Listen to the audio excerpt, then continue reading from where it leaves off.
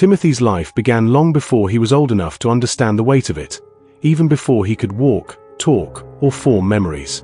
His story traces back to 1974, a year marked not only by his birth but by the chaos and tension that began even before he took his first breath.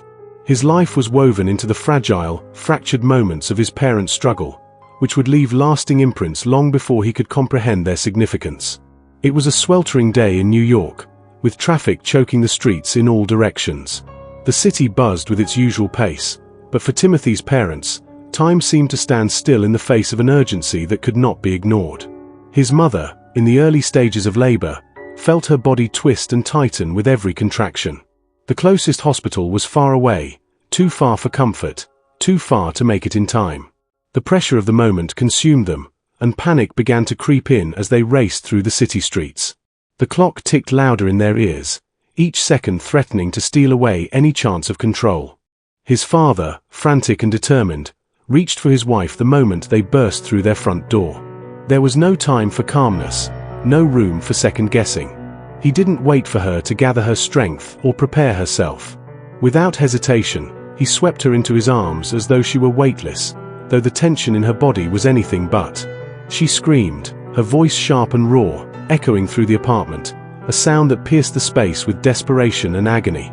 Each wave of pain felt as if it would tear her apart, pulling every muscle in her body to its limit before releasing it, only to feel it snap back with greater force. His father, driven by instinct and love, kicked open the bathroom door, his hands trembling with urgency as he rushed her to the tub. Every part of his body was on alert, focused solely on getting her to safety. As they entered the bathroom, the soft whir of the shower was drowned out by her cries. The pain coursed through her with relentless intensity, waves of contractions tightening like a vice, causing her stomach to knot and contract in ways she couldn't control. It felt as if something small, something alive, was growing inside her, shifting with every pulse. She gasped for breath, but the air seemed to escape her lungs with each wave, her body betraying her at every turn. The bathroom was stifling, and the water from the shower ran in a steady stream, but it offered no relief. It poured over her, but the heat only made her skin burn more. Sweat clung to her forehead, her chest heaving with every desperate breath, but nothing helped. The water did nothing to cool the internal fire that had ignited within her. She gasped again, the pressure building inside her like a storm ready to break, but she could feel herself losing control, the weight of her body's demands bearing down on her with each passing second. Her husband, helpless to take away the pain, raced to the kitchen. The moments felt like hours, his mind spinning with thoughts of what to do next, but he focused, grabbing a cold bottle of water from the counter. He returned to her side in a frenzy, placing the bottle gently in her hand. She held onto it with shaking fingers, bringing it to her lips and drinking slowly. It wasn't much, but the cold water helped ground her, its coolness sinking into her parched throat, quenching a small part of her thirst. With the bottle now resting on the floor beside them, her husband leaned closer, taking her hand in his. His touch was steady, firm, as if to remind her that she wasn't alone. His eyes locked with hers, filled with a mixture of concern, love, and helplessness. He wasn't sure how long they could keep going, but he knew he wouldn't leave her side. He gripped her hand tighter, as if willing his strength into her. In the quiet space of the bathroom, it was the only connection they had, and in the face of uncertainty, it was all they could offer each other. The outside world faded away, leaving only their shared experience, the storm of pain, the sweat, the tension, and the silent promise that, no matter what, they would face it together. A wave of anxiety washed over her as she confronted the unspoken realities of childbirth. The room was filled with tension as Melanie, overwhelmed by the intensity of the moment, let out a piercing scream that echoed off the walls. "I can't hold him in any more," she exclaimed, her voice a mixture of determination and desperation. Joseph, her partner, felt a knot tighten in his stomach. "Are you sure? I need to call your mother and sister," he stammered, trying to maintain a sense of calm amid the storm of their emotions. In a moment of urgency, Melanie reached for his face, her fingers gripping his cheeks tightly. Their lips met in a fervent kiss, a blend of love and reassurance. "Why didn't you do that earlier?" she playfully chided, a brief smile breaking through her anxiety. Another agonizing scream escaped her lips, and Joseph instinctively took her hand, anchoring her to the present. Together, They were embarking on the most profound journey of their lives, laboring over the miracle they were about to create, a piece of life that would forever bind their hearts. With one final push, they welcomed their son, Timothy, into the world. His cries filled the air, a loud and fierce announcement of his arrival. Melanie cradled him in her arms, tears streaming down her face, a mix of joy and relief flooding her heart. Joseph quickly retrieved the scissors, his hands trembling with excitement as he cut the umbilical cord, securing their connection to this precious life. But the moment of tranquility was short-lived. Melanie grasped the edge of the bathtub, her breath quickening as she felt the unmistakable signs of another contraction. "Oh, no! Here comes the next one," she shouted, her voice teetering on the edge of panic.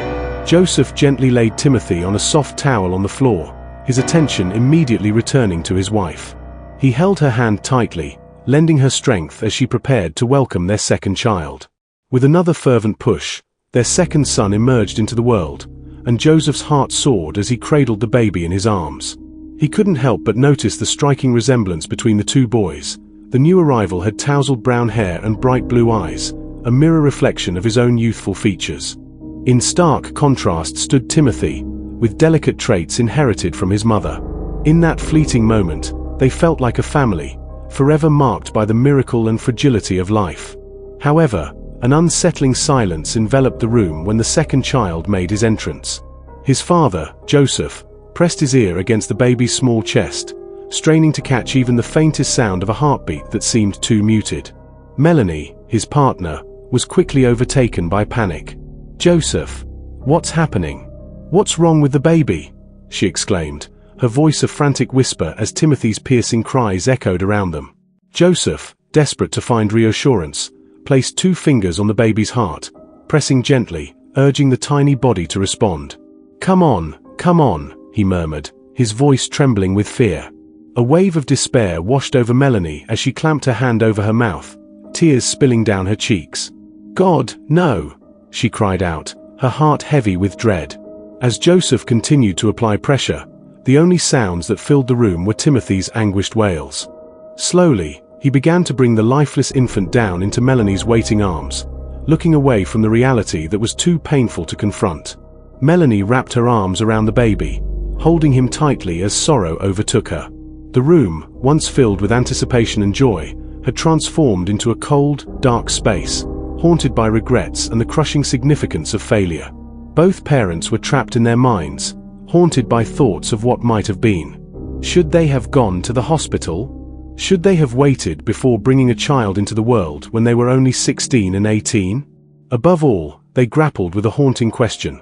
What would they do now, as blood pooled on the floor and Timothy was their only living child? Each time they gazed into Timothy's bright eyes, they were struck by a vision of 2 brothers playing joyfully in a sunlit meadow, an image that felt like an unbearable burden. As the days stretched on, darkness descended upon the family. When Timothy turned 5 months old, Melanie began to drift away, her presence growing increasingly distant. She would often sit in silence by the window, her gaze fixed on the moon, as if searching for a glimpse of her lost child. Timothy's crib was nearby, but the boy's cries became a sound she could scarcely bear to acknowledge, a painful reminder of her loss. Joseph, working tirelessly day and night to provide for his family, seemed to grow more elusive with each passing moment. Meanwhile, Melanie's mother and sister severed ties with her after she chose to stay with Joseph, leaving her isolated and drowning in guilt and shame. One particularly devastating night, overwhelmed by her emotions and numbed by alcohol, she lost consciousness, forgetting to turn off the stove. The flooding gas filled the dark room, creating a dangerous situation that nearly claimed both her life and Timothy's. As she lay there, disoriented, a single thought pierced through her haze. Why had God taken one son but spared the other? Deep down, she mused, it might have been easier to lose both than to bear the force of one child while mourning the other. As time wore on, her exhaustion deepened. She watched as Timothy grew taller, his milestones slipping by far too quickly, while her husband became an ever more distant presence in their home. The weight of her grief and the struggles of their fractured family threatened to engulf her, leaving her trapped in a world of sorrow and isolation.